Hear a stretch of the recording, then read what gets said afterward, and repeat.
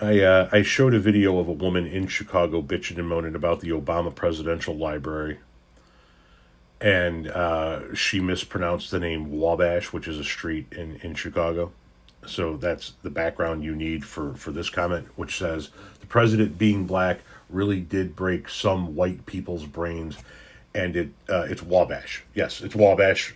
She said Wasab. Yeah, she said Trump Tower because she talked about the Obama Library and Trump Tower in Chicago, and she said that the Trump Tower was on a street called Wasab, Wabash. Anyway, the meat of the text here, the president being black really broke some white people's minds. You have no idea. Yeah, it left.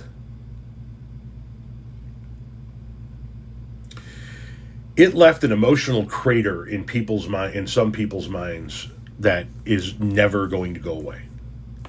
There are people in this country that are absolutely mortified over the notion of the fact that we had a black president.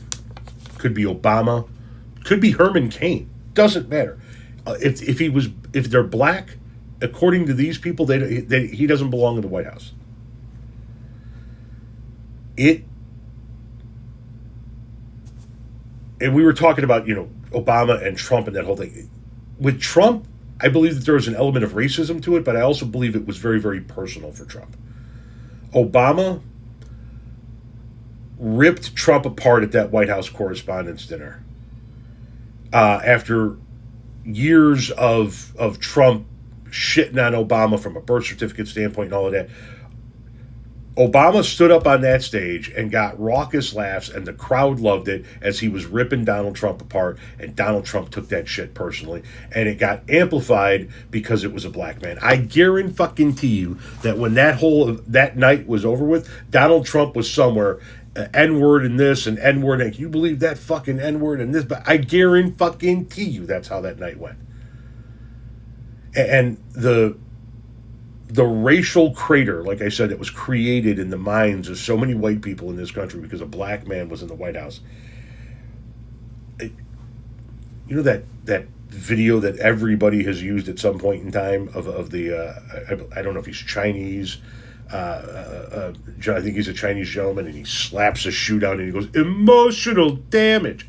That's what happened to racist white people in the United States of America when Barack Obama got sworn in. And to see Barack Obama have his victory speech with his black family in the heart of the city of Chicago was something that those people are going to have flash through their brains until their brains shut off. In some cases, it's going to be the last image any of them ever see, because it is just something that keeps on recycling in their brain on a continuous loop, and they can't shut it off. A black man was president, a black man was president, a black man was president, a black man was president. I told you about my father, and I love my father. My father told me at the end of his life, all of the progressive things he was in favor of, Medicare for all, and gay people being able to get married, and he didn't give a shit about any of that stuff, livable wages, all of that stuff. Why can't you vote for Obama then, Dad? Because he's a black man. He flat out told me, it's the White House, son, and the only black man that should be in it should be serving the white president. It broke his fucking brain that a black man won the presidency. Because as much as we want to think that racism is over, it's a mindset. It's never going away. The fucking Schnazis are still around, for crying out loud. Yeah, it broke a lot of people's brains. A lot of weak-minded people. Did you just say your father was weak-minded? Yes, I did. I love the man to death. But when it came to shit like that, he was, unfortunately.